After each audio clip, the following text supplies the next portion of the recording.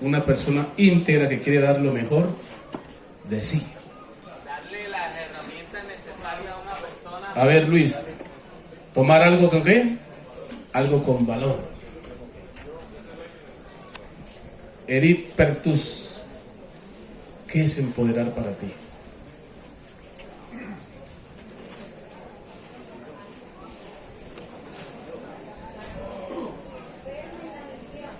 Esperen que no escuche bien a Edith. ¿Qué es Edith?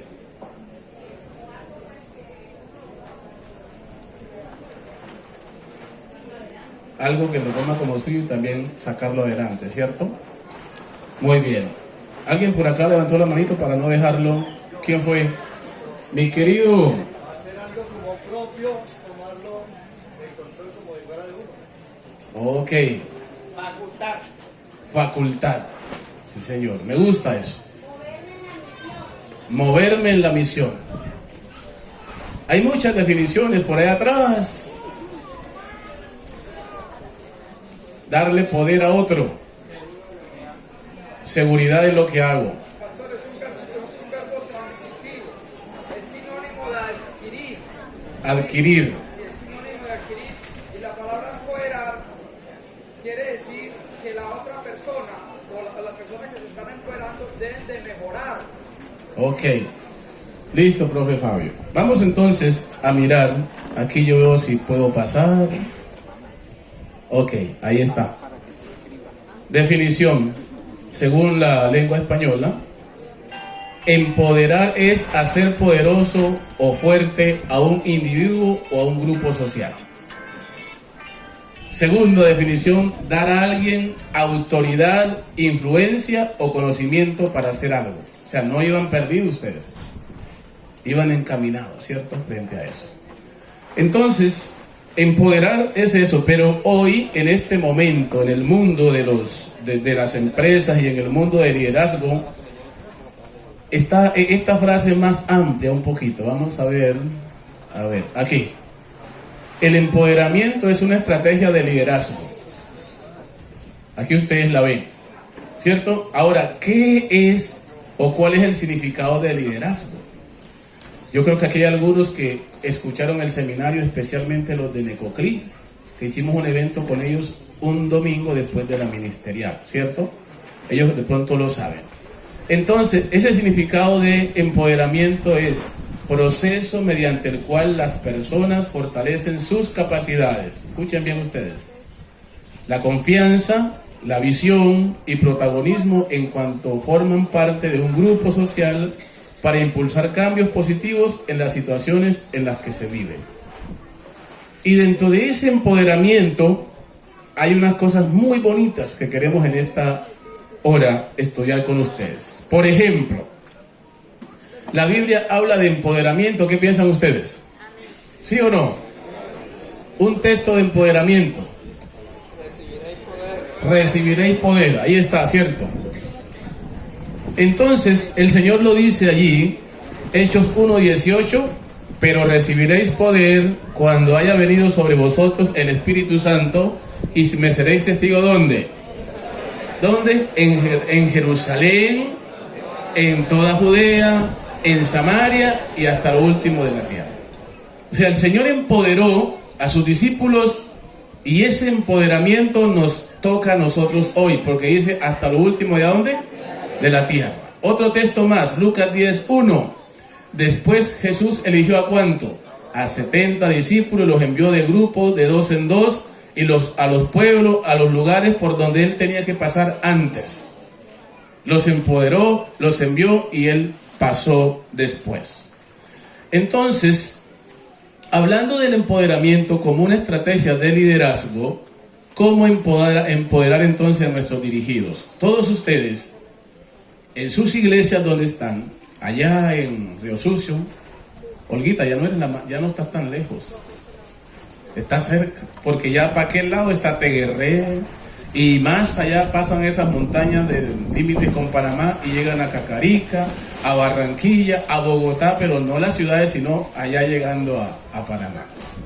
Entonces, cuando hablamos de de esto, de todos esos grupitos de por allá lejos y el de la resbalosa, por eso yo hice la pregunta, porque yo sé dónde queda la resbalosa, que se pasan por allá por Piedras Blancas y por acá por apartado por San José y caminan para allá cerquita a Saiza, límites con Córdoba, y conozco. El Floral no lo conozco, ¿cierto? De donde viene nuestro hermano, pero sé que también vienen de lugares lejos. Casi me conozco todo este territorio al pie de la mano. El lugar más lejos donde fuimos con el pastor Javier se llama Guamocó. No sé si ustedes lo conocen, pero eso llega uno al Bagre, coge una moto y la moto cobra 200.000 pesos. La ida. Las llantas de las motos le colocan las cadenas así como en hielo, cortan las cadenas de las motos y le amarran en las llantas. Y usted se agarra de la cintura de ese mototaxi y usted cuando va subiendo va bien, porque atrás va dejando un poco de chispa por encima de las piedras que se monta, pero el problema es cuando usted va a bajar. Cuando usted va a bajar, usted siente que se va a dar la vuelta. ¿Saben cuántas horas andamos nosotros por ahí, atravesando para allá los límites de Antioquia con Bolívar, y llegamos a la casa donde el hermano Ricardo, a llevarle una Biblia del anciano y a estar con él 3 días? Ese es el lugar más lejos, de allá no vino nadie. 200.000 ida, 200 venida. Eso es una cosa tremenda, pero nos gozamos. Yo creo que allá no suben sino esa gente. Ya vale 250, no dijiste nada, te habías ganado el premio, ¿cierto? Ya le subieron 50.000. Entonces, mire, allá mismo donde el hermano Ricardo, en ese grupo hay líderes, ustedes todos son líderes, pero hay un gran problema para el liderazgo, que es la primera virtud que debe tener todo líder. Es esto que ustedes ven acá. Ya no lo logran ver porque está el sol muy fuerte, ¿no? Hay una situación que es indispensable, se llama delegar, o sea, encargarle a alguien. La delegación es quizá el mecanismo más importante para promover el empoderamiento, ya que implica involucrar a otros en la tarea. ¿A cuánto les gusta delegar? A ver, ¿a cuánto les gusta delegar? Poquitos. ¿Y saben por qué no les gusta delegar? Porque creen que son los únicos que lo hacen bien. ¿O no? Debo ir aquí una directora de escuela sabática que dice: pastor, todos los sábados cuando yo delego que me tenga la escuela sabática, el director de jóvenes me pone a sufrir porque son las 8:45 y no llega.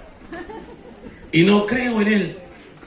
Y entonces le delego aquí al primer anciano para que me tenga el programa y yo estoy puntual y no llega y comienzo a sufrir. Por eso no creo en nadie. No delego, lo hago yo mismo. ¿Algunos piensan así? Sean sinceros, no digan que no, que así son la mayoría. Porque delegar es una situación que no es fácil hacerlo, pero hoy vamos a entender que el Señor lo hizo, Jesús lo hizo. Y esa es una parte del empoderamiento, ¿cierto? ¿Por qué? ¿Dónde hay una cita donde ustedes ven en la Biblia que el Señor hace eso? Vamos a buscarla aquí. Un ejemplo, Mateo 21, del 1 al 4. Búsquenlo en su Biblia y léanlo ahí solitos. ¿Qué pasa ahí? El Señor va llegando, ¿cierto?, a la ciudad, y cuando va llegando a la ciudad le dice a sus discípulos: vayan a tal lugar. Allá van a encontrar una burrita que está parida y tiene un burrito, o sea, un pollino. Consíganlo y si le preguntan quién mandó, díganle que yo lo hice. Y los discípulos se fueron. Hicieron todo lo que el Señor les pidió. Y entonces, ¿qué pasó con los discípulos? Miren, ahí está el pasaje. Ahí está todo el texto, pero vamos a ver la reacción de ellos. ¿Qué hicieron ellos? Yo no sé más bien si se me bloqueó. Ahora sí. Miren lo que hicieron los discípulos. Esto lo dice el libro, Jesús el líder, en el capítulo 3. Los discípulos aceptaron la responsabilidad y la cumplieron. Trayendo el animal a Jesús, se trataba de una tarea que otros podían cumplir. No era necesario que Jesús mismo gastase su tiempo para asegurarse una cabalgadura. El líder tiene que saber que hay cosas que otros pueden hacer y que él no debe estar involucrado en eso. Y en la iglesia sí que debemos de saber eso. Porque la iglesia anda como un equipo. Y ahí hay ancianos, diáconos, diaconisas, directores de escuela sabática, de jóvenes. A todos hay que ponerlos a funcionar, a trabajar. Entonces el Señor no perdió el tiempo en ir a buscar algo que otra persona podía hacer. Como líderes tenemos que hacer eso. No, ustedes nos ven a nosotros aquí. Viene el pastor de la unión, 2 pastores de la unión, trabajando en equipo. Habemos los 3 de la asociación trabajando en equipo. Cada quien tiene su función, pero antes de que esto sucediera, hubo que sentarse para planear lo que hoy estamos haciendo con ustedes. ¿Por qué? Porque eso que hace la unión, eso que hace la asociación, lo que nosotros hacemos con los pastores, lo que los pastores hacen con ustedes y lo que ustedes ahorita van a hacer con los que van a dirigir, eso es empoderamiento, eso es trabajo en equipo. Y cuando hacemos eso de esa manera, qué bendición trabajar para el Señor. Qué bendición. Ustedes no saben cuántas veces nos arrodillamos nosotros allá en la oficina. Secretario, tesorero, presidente. Señor, muéstranos qué vamos a hacer. Y saben, Dios es tremendo. Dios es poderoso. Este año, en diciembre, cuando ya se fueron todos casi de vacaciones, porque a veces uno como que no sale de vacaciones, nos quedamos con el tesorero y con el secretario. Ya creo que el Ibar se había ido, nuestro evangelista. Y dijimos, ¿qué vamos a hacer para el año que viene? ¿Cuál es nuestro plan evangelístico? Y nos sentamos ahí a pensar qué hacer. Y gracias a Dios teníamos dinero, Pastor William. Miramos los recursos y dijimos, tenemos plata. Así que, ¿qué vamos a hacer? Lo que estamos haciendo hoy con ustedes. Vamos a mandar a hacer 1500 bolsos para los laicos guerreros. Pastor, ¿de dónde sale la plata? La tenemos. Vamos a hacer de esos 1500, 300 para damas. Y dentro de esos bolsos van a ir Fe de Jesús, grupos pequeños, libros de sermones, literatura, Yo Creo para niños, un libro de clase alta, y entonces se los vamos a entregar a nuestros laicos. Había con qué hacerlo y los compramos. ¿Por qué? Porque hay que trabajar en equipo para la honra y la gloria del Señor. Entonces, ¿qué queremos nosotros? Que ese empoderamiento ustedes lo sientan de aquí para adelante, porque ustedes van a dirigir las personas que van a dirigir en su campo. Mañana tendrán una amplitud más grande de esto, de cómo usted va a hacerlo con su grupo pequeño, con la persona que estudia, con los niños, con los jóvenes, con la familia, y para ir en clase alta. Entonces, no necesitamos nosotros hacer muchas cosas, porque el Señor aquí nos da el ejemplo, ¿cierto? La delegación más grande está dada por Jesús. ¿Dónde la encontramos? En Mateo 28, 19. ¿Qué dice ahí? Por tanto, ¿y por dónde? Por todo el mundo. ¿Y qué más? Esa es la delegación más grande. Haciendo discípulos a todas las naciones, bautizándolos en el nombre del Padre, del Hijo y del Espíritu Santo. Y yo voy a estar con ustedes todos los días hasta el fin del mundo. Así que el momento en que Dios nos colocó a trabajar en este campo, este desafío, queremos que se sienta eso. Entonces, primero delegar por tareas pequeñitas. Mire, la persona que usted tiene ahí en la iglesia, que usted cree que no hace nada y que usted no confía en él, póngalo a trabajar. Deléguele cosas pequeñas. No lo evalúe, pero dígale, mire, así como Jesús hizo con los discípulos se fueron contentos a buscar ese burrito. Hay personas que están en la iglesia que se van felices cuando usted dice, mire hermano, usted el próximo sábado usted va a tener la oración. Dice, óyeme, el líder, el anciano o el director me tiene en cuenta, voy a orar. ¿O no les ha pasado así? O están esperando que el pastor le diga, mire hermano, yo quiero que usted mañana vaya a buscarme al pastor Enrique en su carro allá en el aeropuerto. Se va feliz, porque él quiere sentirse útil, pero necesita que alguien le delegue. ¿O no se siente así uno? Feliz, ¿cierto? Entonces hay que romper eso. Después ya delegan responsabilidades más grandes. Ahora sí, Juan Puente, tú vas a ser el anciano de la iglesia Jordán. Pero Juan, tienes que estar pendiente de la lista de predicación, de que llames antes para que no vayan a fallar el miércoles, el domingo. Y Juan entra como anciano y Juan dice, oiga, soy útil, confían en mí. Y hace bien su trabajo. Entonces, cuando Jesús escogió a sus discípulos, vamos a ver en esta hora qué tuvo el Señor en cuenta de eso. Perdón, antes de llegar allá. El otro elemento es fortalecer capacidades. Miren ustedes. Un buen líder entra a su iglesia, a su grupo pequeño, a su filial, y con sus ojitos de inteligencia, inspirado por Dios, va descubriendo quién tiene capacidades. ¿Y qué hace él? Fortalece las capacidades. Dice, el fortalecimiento de capacidades es el proceso de desarrollo y competencias en el individuo y apoyar lo que a él más le gusta, y él es ¿qué? Bueno. Al pastor Daniel le gusta visitar. Entonces uno, cuando hace un programa especial de visitación, ¿escogería a quién? Pastor Daniel. Al pastor Enrique le gusta familia. Lo colocaron de departamental de familia. Al pastor William le apasiona el evangelismo. Ustedes lo han sentido cuando él se para acá. ¿Sí o no, pastor William? Respira evangelismo, él vive el evangelismo. A él lo van a poner ahí. Usted hágalo en su grupito. Descubra en qué es bueno ese hermano, en qué es bueno esa hermana, en qué es bueno ese niño, y póngalo a funcionar, y usted tendrá a esa persona feliz. Tan feliz que se va lejos. Mira, mi hijo estos días, que está allá en... Samuel tiene 13 años en la iglesia de Nuevo Rebaño. Lo llevaron allá y le dijeron, mira Samuel, tú vas a estar encargado de manejar el equipo de sonido aquí y de toda la cámara para transmitir el día martes, porque esta semana es una semana de oración. Apenas llegó en la tarde y me dijo, papá, el martes usted se viene temprano de donde esté. ¿Y por qué? Porque yo tengo que estar trabajando con las cámaras y el sonido en Nuevo Rebaño. Oiga, pasó el sábado, me recordó, el domingo me dijo, el lunes me dijo, el martes antes de irme a trabajar me dijo, no se te olvide, papá, vienes temprano para que me lleves. Había un aguacero, pero él tuve que llevar. Y allá cumplió, porque le descubrieron que le gusta la tecnología, las cámaras y el sonido. Hagamos eso, ¿cierto? ¿Qué más? Generar confianza.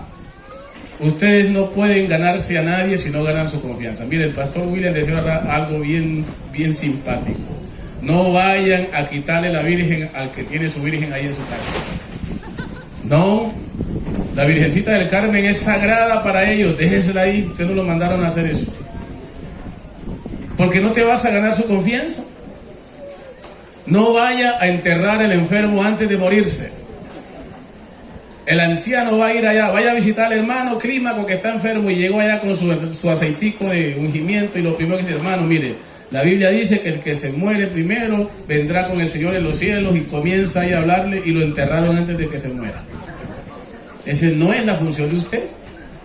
Deje que Dios haga su trabajo. Gane la confianza, ¿cierto? Entonces, en esto de ganar la confianza es muy importante. Hay un pensamiento aquí que yo coloqué de Abraham Lincoln.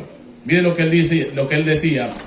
Ningún hombre es demasiado bueno para gobernar a otro sin su consentimiento.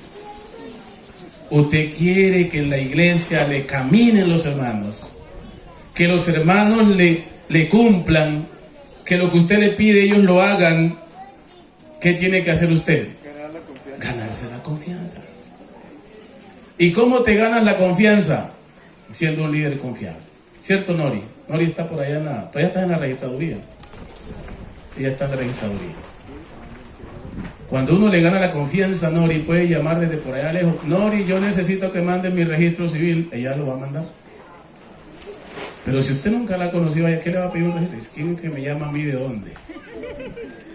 En la iglesia, en el grupo que usted está como líder, usted tiene que ganarse la confianza de las personas si quiere que trabajen con usted. Si no, aquí tiene razón Abraham Lincoln. Ningún hombre es demasiado bueno para gobernar a otro sin su consentimiento. Yo hago lo que otro me pide si yo consiento hacer eso. Si no, no. ¿Cierto que sí o no? Es más claro. Hay que ganarse la confianza. Entonces vamos a ver aquí ahorita el último elemento enfrente de eso de delegar.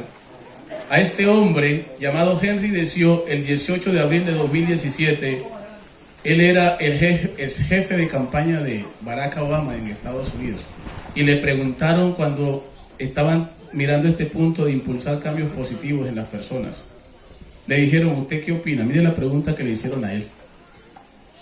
¿De qué forma se define un agente de cambio? Ustedes saben que ahorita estamos en ese proceso. Hay hermanos que no quieren dejar de pensar como pensaban antes. Algo curioso, aquí en Urabá pasó. Iba una niña a anunciar el himno. La hija del jurado le toca anunciar el himno. Vaya hermanita, anuncie el himno. Y la niña salió corriendo con su celular. Corriendo y se montó por la plataforma y llegó allá a anunciar el himno. Iba buscándolo ahí cuando llegó una diaconisa y le quitó el celular y llevaba un hinario en la mano. Bájese de ahí, mire, cante con el hinario, no con el celular. Eso es pecado, y bajó la niña. Hay gente que no va a cambiar porque piensan que eso es pecado y se van a morir ahí sentado con su pensamiento que tenía hace tiempo. Entonces, cuando a este hombre le preguntaron, bueno, ¿qué hay que hacer para cambiar y que no afecte tanto? Mire lo que él dijo: hay que repensar, o sea, otra vez volver a ¿qué? ¿Ustedes creen que hoy hay que volver a pensar con la iglesia? ¿Sí o no? ¿Cuántos creen que hay que repensar? Claro, hay que repensar. Porque no es la misma gente que teníamos hace 20, 30, 40 años atrás. Dicen, hay que repensar en el término trabajo en equipo. ¿Por qué? No se trata de responsabilidades individuales, se trata de que todos se involucren.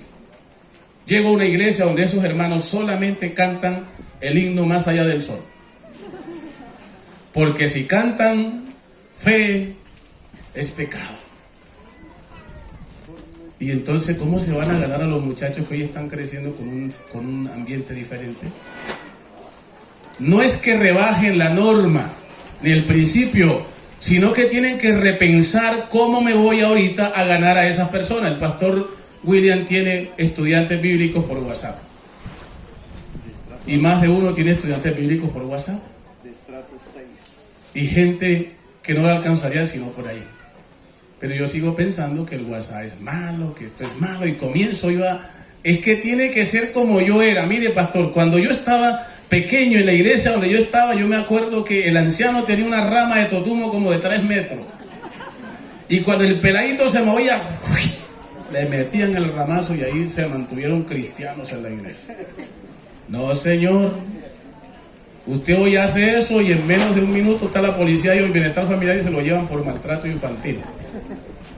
No puede pensar como pensaban antes. Ahora tiene que imaginarse cómo voy a ganarme a esas personas. Algo delicado. Siempre han habido gente con inclinaciones al sexo opuesto, al sexo del mismo sexo, ¿no? Pero antes eso era muy oculto. ¿Ustedes creen que los pastores hoy no tienen que enfrentar ese problema tan terrible?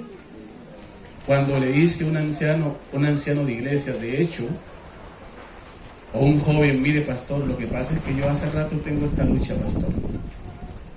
A mí me gustan las personas de mi mismo sexo. ¿Cómo vas a actuar tú como pastor o como anciano, como líder de iglesia? ¿Descabezas a ese muchacho? ¿Lo vas a borrar? No lo puedes hacer. Hay que repensar. Entonces, cuando él habla de que para impulsar el cambio, ¿no? Para que la iglesia avance, hay que repensar, dice, teniendo en cuenta no solamente las individualidades, sino el trabajo en equipo, donde todos se involucren. Dice él, tenemos que encontrar nuestras pasiones. Dentro de la iglesia hay gente que se apasiona por algo. Tengo que descubrir lo que lo apasiona a él. ¿Cierto? ¿Qué lo apasiona a él? Identificar en qué es bueno para brindar eso en cada situación que se presente. ¿Cuál es tu pasión? Y yo voy a descubrirla en la iglesia. A este hombre le apasiona cantar. Cada vez que yo veo a Gustavo, ¿cómo lo relaciono? Como el hombre que canta. Entonces tengo que encaminarme o encaminar a Gustavo por lo que a él le gusta.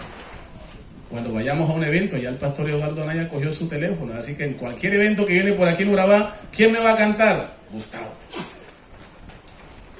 Y uno va descubriendo lo que a la persona le gusta y comienza entonces a mirar eso para empoderarlo. Es algo bonito. Ahora, estos elementos los tuvo Jesús en cuenta para escoger sus líderes. Miren ustedes. Primero, ¿cómo fue los discípulos que el Señor escogió? Mire, esta cita me gusta. Humildes y abiertos ¿a qué? A la enseñanza. Mire, solo aquellos que están dispuestos a aprender pueden ser ¿qué? Enseñados. Hay gente que viene a estos eventos, como en este que estamos aquí, y dice, oiga, otra vez va a hablar el pastor Misael allá, qué pereza, y se levantan por ahí y se van para allá, por allá comienzan a rondar. Y cuando ya dejó de hablar, dice, ahora va a hablar el pastor de la Unión porque él es nuevo, y viene a hablar el pastor Enrique, él es nuevo, y ya viene, y entonces se vienen acercando. ¿Saben? Jesús escogió a los discípulos porque eran humildes y abiertos ¿a qué? A la enseñanza. Solo aquellos que están dispuestos a aprender pueden ser enseñados. Si usted no está dispuesto a aprender, ¿quién lo va a enseñar? Jesús entendió eso. Ahora, yo no estoy diciendo que alguno no quiere escucharme, eso es una broma, es un ejemplo, ¿no? No se vayan a asustar ahí. Que yo no sé ni ustedes qué piensan allá solitos. Entonces, no quiere decir que las personas bien educadas no son humildes y que no están dispuestas a ser enseñadas. No. Hay personas con mucha capacidad que el Señor las ama y las trae a su iglesia. El ejemplo de Pablo, ese es uno bien claro, ¿cierto? Pablo era un hombre ¿qué? Educado, bien preparado, bien intelectual, y el Señor lo trajo. Entonces, lo primero que el Señor miró en sus discípulos fue que fueran humildes y que estuvieran dispuestos a aprender. El segundo elemento que el Señor usó, ahora, humildes y abiertos a la enseñanza. Mire lo que esta cita es bien dura. A menos que exista la humildad, la labor espiritual se hace a la ligera. Escuche bien. No es más que un ritual que no produce una vida de justificación ni atrae a la respuesta divina. Esto es profundo. Es un ritual. ¿Por qué usted va a la iglesia? Ah, porque es que cada 8 días me acostumbraron a ir a la iglesia el sábado. ¿Y por qué usted toma la Santa Cena? Porque siempre me acostumbré a tomarla. O sea, es un ritual. Pero dice algo muy especial. Dice, cuando eso se hace a la ligera, no es más que un ritual que no produce una vida de cambio. O sea, puede estar todo el tiempo, todo el sábado en la iglesia, ir a las miles Santas Cenas, pero si su vida no cambia, es un ritual. Hay que hacer, o sea, vivir esa vida como Dios quiere que nos gocemos. Cuando la pandemia, yo me acuerdo que una hermana de Zaragoza me llamó feliz. Pastor, gloria al Señor por la pandemia. Gracias por la pandemia. ¿Y por qué, hermana? Porque ya yo me estaba volviendo loca, pastor. ¿Cómo así? Sí, pastor. Usted se imagina, uno llega el sábado corriendo a las 8:45.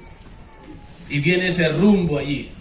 Y viene el misionero ahí. Y viene el repaso, la lección ahí, y viene la historia de los niños ahí, y yo era como confundida, y me voy a comer, y a la 1:30 reunión de diaconisa, y después de reunión de diaconisa que la visita no sé a dónde, que después la sociedad de jóvenes, y que después reunión en la noche. Pastor, me estaba volviendo loca. Amén por la pandemia. ¿Saben que a veces uno se siente así? Porque recargan tanto el sábado de cosas que usted no ama al que produce todas esas cosas, porque usted no se encuentra con el Señor ese día. Es un programa tras programa y no está uno feliz. Eso es terrible. ¿Por qué? Porque no aprendieron, no se aprende a disfrutar, ¿no? Ese gozo. La gente ya hoy no canta. Mire, Gustavo, cuando íbamos a Bajirá, ¿dónde están los de Bajirá? Él los quiere mucho. Dice, no he ido a un lugar donde canten con el alma como en Bajirá. Pero uno va a las iglesias de la ciudad y ni abren la boca. No quieren cantar, llegan tarde y uno dice, bueno, ¿y esto por qué son adventistas, cierto? No tienen más nada que hacer. Entonces es importante esto, que no sea un ritual, que usted lo hace porque no hay más nada que hacer, sino porque usted realmente ame a Dios y se entregue a Él. El segundo punto, ¿por qué el Señor escogió a los discípulos? ¿Qué tuvo en cuenta para escogerlos? Por sus habilidades. A veces uno va a escoger un líder en la iglesia porque es buena gente. Óyeme, el hermano Calisto, qué tipo tan dulce y tan especial. Yo creo que lo vamos a poner de anciano. Y lo ponen de anciano y en menos de 3 meses está esa iglesia patas arriba. Mire lo que Jesús hacía. No era simplemente hombres buenos La causa de Cristo tenía necesidad de hombres puros y concienzudos, pero que al mismo tiempo requería de hombres de considerables habilidades, fuertes, decididos, predicadores elocuentes, maestros convincentes y sabios administradores eclesiásticos. No es que sean buenos, es que tengan ¿qué? Habilidades. No es simplemente que usted lo vea que es bueno, que es buena. Mire si tiene habilidades. Y si los tiene, aquí Jesús lo hizo. ¿Por qué? Porque el Señor los necesitaba. Que fueran así como está Él. Escogió a sus discípulos por sus habilidades, ¿cierto? Ahora, tener habilidades no significa que eran perfectos. No, nunca. A veces uno confunde las habilidades con la perfección y ninguno es perfecto. Hay un ejemplo que yo cito, por ejemplo, Pedro. ¿Ustedes creen que Pedro qué era? ¿Perfecto? Era así como algunos de nosotros, rebelde. En el grupo de discípulos que Jesús tenía, había un Pedro que hablaba rápido y que amenazaba, y no solo que amenazaba, sino que ejecutaba. Cuando se enojó con ese soldado llamado Malco, le tiró a bajar la cabeza y le mochó solo la oreja, pero lo iba a hacer. O sea, hay hermanos que no amagan, dan. Pedros. Y él vino ahí, Señor, yo tengo aquí en este grupo a un Pedro, iba a asesinar, se iba a convertir en un asesino este hombre, y si no le cambio la espada con mi dedito para otro lado, lo mata. El Señor puede decir, voy a sacarlo de aquí, porque no me conviene aquí en la iglesia, ni aquí. No, lo voy a echar de aquí. No, el Señor no hizo eso. Le dijo, mete tu espada en tu vaina. Pedro obedeció. Pero también había uno así como medio calladito que se llamaba como Tomás, el tímido. El Señor decía, bueno, ¿para qué tengo a este hombre aquí que no habla ni dice nada, todo callado y en silencio? ¿Quién le va a escuchar un mensaje? No, ahí lo dejó. Tenía un Juan, el más joven, el saltarín, el que brincaba, el que siempre estaba cerca de él. Por allá hacía travesuras, pero cuando llegaban a la reunión se recostaba al pecho de Jesús. Así son los muchachos. ¿O no los ven ustedes en la iglesia? Siempre son así, loquitos. Y usted ahí todos ellos con ganas de echarlo. ¿Usted quién es para que lo eche de ahí? Quiéralo, abrácelo que él lo necesita. Pero había también uno que era revolucionario, comunista. ¿Saben quién era ese? El celote. ¿Saben qué significa celote? El amigo del establecimiento en ese momento. Ese era, ¿cómo era que se llamaba? Santiago, ¿era? Creo, si no estoy mal. Simón el celote. Ese era ese hermano que se para todo el tiempo a decir, es que el gobierno es una cosa horrible, es que la institución es esto, es que hay mucho pobre y estamos aguantando hambre, y ¿por qué no hacen esto? Y todo lo criticaba. ¿No hay hermanos así en la iglesia? Claro. Tremendos ellos con sus pensamientos revolucionarios, pero ahí lo tiene el Señor. Se pegan sus estrelladas así, pero ahí están. Les pasa como a Putin. ¿Ustedes saben qué le pasó a Putin? Está más arrepentido ahorita. Él pensaba que en 3 días conquistaba Ucrania. ¿Y saben qué dicen los periodistas? Él no pensó que iba a haber tanta resistencia. Y en este momento sus tanques no tienen gasolina y están parqueados en la carretera y no pueden entrar. Le falló el cálculo. No entendió eso. Y lo están rodeando todos para sancionarlo, porque a veces creemos que mi pensamiento, mi revolución va a ser eso. Y no, frente a este mundo hay uno más poderoso. A veces algunos me dicen, pastor, qué miedo, qué tal que ese hombre explote una bomba nuclear y la meta allá y nos llegue aquí. Y eso, hay bombas de esas que matan al mundo en menos de unas 3 horas, 7,000 veces. Y yo digo, ¿es que acaso el mundo está solo? Si ese tipo explota una bomba, Dios es poderoso para levantar ese oxígeno y mandarlo para la quinta porra, quién sabe a dónde, y a nadie mata, porque Dios es grande.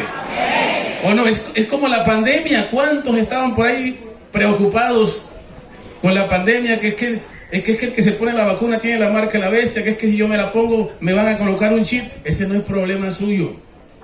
Dios está al control de todas estas cosas, y Mateo 24 lo dijo. ¿Por qué estás triste? ¿Por qué te asustas? ¿Por qué juzgas al que se pone la vacuna? ¿Por qué juzgas al que no se la pone? Ese no es tu problema. El mundo está en las manos ¿de quién? De Dios, y Dios es poderoso. Amén. Entonces hay que tener mucha claridad en eso. Jesús los escogió por sus habilidades. Ahora, cuando Pedro se equivocó, mire lo que el Señor hizo. Aunque Pedro intentó maldecir y utilizar un lenguaje grosero, la gente sabía que tal lenguaje no pertenecía a un discípulo ¿de quién? de Jesús. Mire, cuando Dios te llamó, tenga claro eso, Dios te llamó hace mucho tiempo, a mí hace 32 años, tenía 20. Pero cuando Dios te llamó, aunque tú intentes hacer lo que el mundo quiere hacer, tú nunca lo podrás hacer. Porque Dios te colocó un sello hace rato. Y si tú intentas maldecir, hay gente que va a decir, bueno, este dice eso, pero él no es de eso. Así que no intentes hacerlo. Porque si ya Dios te escogió, Dios siempre te va a mantener ese sello ahí. Y cuando tú te vas del todo, pues ya ahí sí se te fue del todo lo que el Señor quería darte. Ahora, cuando Pedro se equivoca, ¿qué es lo que hace el Señor cuando él maldijo? El Señor lo que hizo fue, hombre, Pedro se equivocó una sola vez, me negó, maldijo, pero yo voy a ver en Pedro cosas bonitas y positivas. Y vio en Pedro lo positivo. Usted nunca vea en las personas lo peor, vea que él puede cambiar, que ella puede cambiar. Número 4, Jesús escogió a los discípulos con un gran sentido de ¿qué? De lealtad. Saben que este mundo está lleno de gente desleal, que piensa como quiere y afecta a otros. Pero el Señor sabía, mire, Él sabía que el enemigo de las almas no dejaría piedra sin remover a fin de instigar al espíritu de deslealtad de sus discípulos. Era indispensable tener a su lado hombres de lealtad incondicional. La de estos hombres a sus principios eran tan firmes como el acero. Eran hombres que no desmayaban ni se desalentaban. Yo nunca olvido la lealtad del distrito de cuando fui pastor en Chiburó, en Bajirá y en todo eso, que ahorita son 3 distritos, yo tenía solo uno. Yo me reunía con ellos, tenía 4 zonas, ¿cierto, Jorge? Y me acuerdo que se levantó un reformista por allá. Y una vez comenzó ese reformista a predicar desde Cuchillo Blanco para acá. Y me llamaron ellos, pastor, por allá en Cuchillo Blanco o Cuchillo Negro está predicando fulano de tal. Y está predicando en contra de los principios. ¿Usted qué dice, pastor? Yo dije, bueno, muchachos, ¿ustedes qué creen? Pues, pastor, yo creo que era Jorge y otros más, estamos aquí parados en las motos, listos. ¿Y para qué, Jorge? Nosotros vamos a contrarrestar a ese bandido que está hablando allá. Usted no tiene que venir, pastor. Oye, y se fueron. Y lo cogieron por allá en Playa Roja, creo que fue. Mira que andaba cortina por ahí todo rebelde, ¿no? Y lo sentaron y la Biblia dice y lo volvieron nada y regresaron, pastor, ya lo arreglamos. Oiga, qué lealtad de muchachos, nunca se me olvida eso. Yo no tuve que ir, hombres leales. Así los cogió el Señor. Pero a veces uno se identifica con aquellos revolucionarios y comienza a aceptarle cosas que usted no sabe que son un veneno, pero que le hacen daño. Y usted lo acepta como tal, y ustedes aquí lo saben más que nadie. Cuando pasó el problema acá arriba, ¿cómo es? Aquí arriba, para arriba del filo.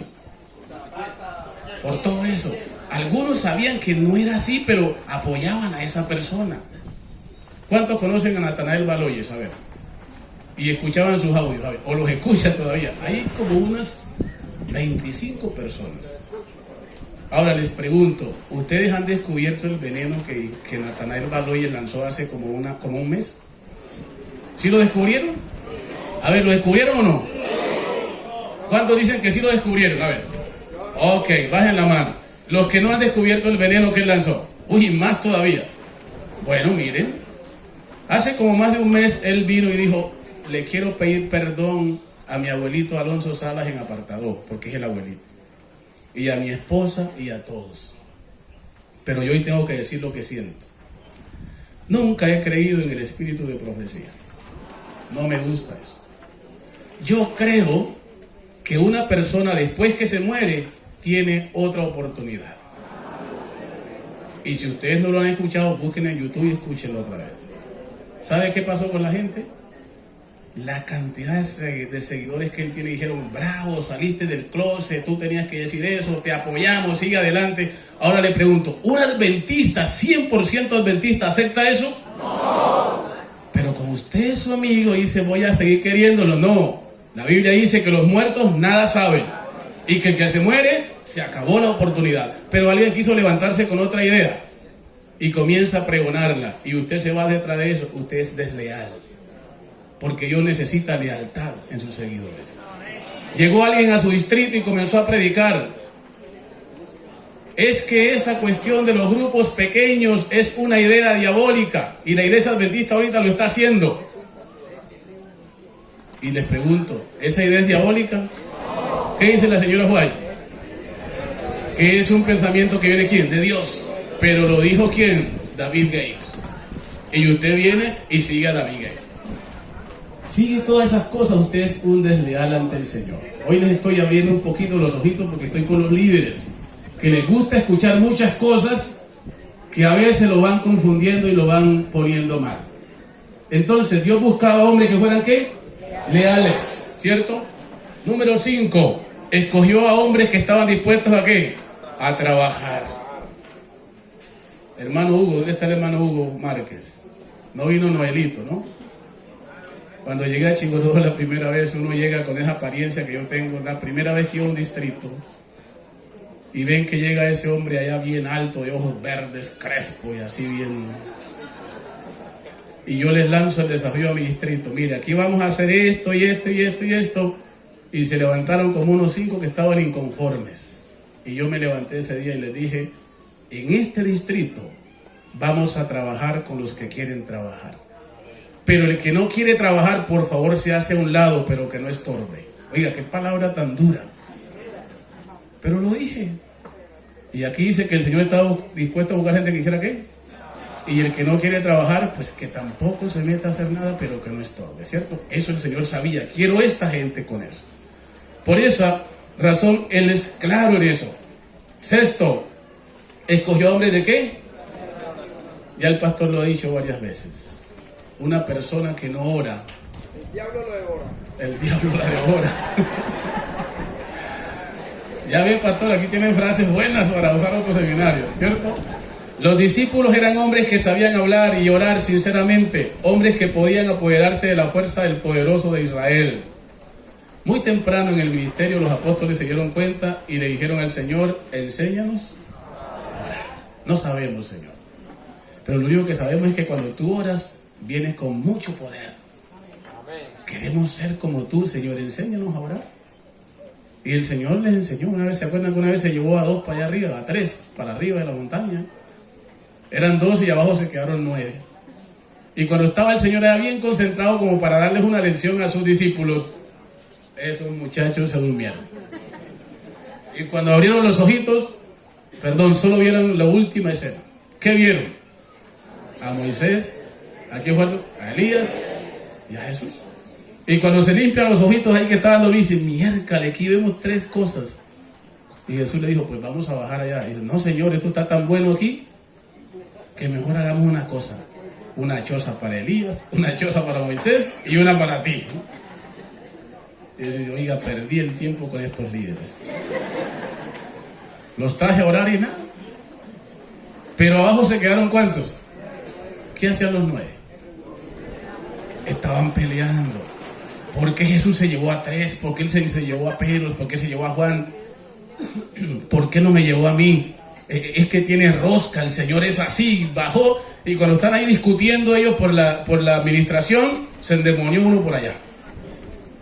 Y salieron como salen de la iglesia, vamos a orar por el demonio, y se fueron, pero ellos estaban peleando. Cuando fueron a orar no lo pudieron sacar. Cuando Jesús baja, los encuentra ahí y dicen, mira, Señor, hace rato estamos sacando ese demonio y ni siquiera podemos. Y el Señor le dice, pues es que esto no sale sino con ¿qué? Con ayuno y oración. Y el Señor fue, oró por ellos y se libró. A veces estamos así como ellos, peleando entre nosotros aquí, y el Señor dispuesto a darnos tantas cosas bonitas que a veces nosotros no estamos como dispuestos a recibirlas. Pero el Señor dice que buscó hombres que les gustara ¿qué? Orar. Yo admiro a los que oran mucho y siempre le digo, Señor, ¿por qué yo no soy así? Yo admiro al pastor Ospina, pastor Daniel, pastor William y pastor Enrique. Él donde quiera que va, varón de Dios, lo abraza uno y ora con uno, así sea en el aeropuerto, donde esté. Ahí se sienta y ora con uno. Qué bueno. Ciertos hombres de oración. Y el número 7 que Jesús usó para escoger a sus discípulos está aquí. Jesús esperaba las cualidades ¿de quién? Del amor en sus discípulos. Escuche bien, apreciado laico. usted puede dar algo sin amar, pero nunca podrá amar sin dar algo. Es algo que usted tiene que entender. Mire, una persona es feliz en su iglesia cuando ama. Si no hay amor en la vida del líder, del que da los estudios bíblicos, de ustedes como laicos, no van a hacer nada. Usted no puede ir a dar un estudio bíblico solamente por darlo. Ya el pastor lo dijo, ¿cierto? Con las rodillas de ¿qué? De camello, de elefante, ¿cierto? Y el tiempo más lindo es ese, cuando usted está dando estudios bíblicos. Mire, yo fui obrero bíblico en Río Grande. Yo no sé si aquí habrá alguno de Río Grande que yo leí estudios bíblicos, pero cuando yo estuve de obrero bíblico en Río Grande, era el momento más difícil de Urabá. Yo me iba a dar estudios bíblicos cuando en eso pasaba por ahí un camión con 12 muertos y la sangre goteando en el carrito que lo llevaba en el camión. Cuando yo estaba dando estudios bíblicos ahí, hicieron la masacre grande de la Chinita, las masacres de esas fincas en Quelcatío. Y yo todos los días, en medio de todo ese poco de muertos, yo cogía mi mochilita con mi fe de Jesús y me iba a dar mis estudios bíblicos en ese pueblo. Y yo me acuerdo que tenía como 150 estudiantes de la fe de Jesús, en medio de ese mundo de violencia, de guerra. ¿Por qué lo hacía uno? Porque uno quería que esas personas conocieran el mensaje de la salvación. Así que Jesús entendía bien claro eso. Y por eso el Señor escogió a estos discípulos, no porque eran perfectos, sino porque eran hombres que los necesitaba en su grupo. Ahora les pregunto, ¿habrá en la iglesia de esas 7 características, personas con esas 7 características? ¿Qué piensan ustedes? ¿Hay hermanos peleoneros, sí o no? Claro. Bravos. ¿Qué día me contaron por allá en una iglesia que había un hermano que no iba a la iglesia? Y no iba a la iglesia, ¿sabe por qué? Porque se le estaba robando la yuca. Y se dio cuenta que el que le robaba la yuca era un vecino. Y ese día afiló el machete y se fue allá a esperar que llegara el que robaba la yuca. Y resulta que el que robaba la yuca no fue ese día. Y él decía, yo soy un miserable, ¿cómo así que un cristiano va a meterle un rulazo a otro por la yuca? Y no iba a la iglesia, y estaba triste allá en su casa y no iba a la iglesia. Hasta que fuimos a visitarlo, lo convencimos y volvió a la iglesia. Haga lo que haga, vuelva a la iglesia, que Dios siempre te va a amar como tal, no de una manera como no es. Oremos, por favor.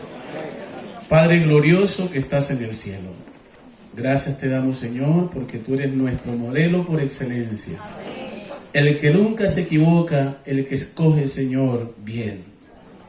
Tú nos dices en tu palabra que hay que dejar crecer junto el trigo y la cizaña, porque a ti solo te conviene escoger. Hoy danos sabiduría, Señor, en las responsabilidades que tenemos. A nuestros laicos, nuestros ancianos, nuestros diáconos, a los pastores, a los administradores del campo, de la unión, de la división, de la conferencia mundial. Señor, hoy te quiero pedir que entres en nuestro corazón. Amén. Y nos permitas actuar conforme a tu corazón.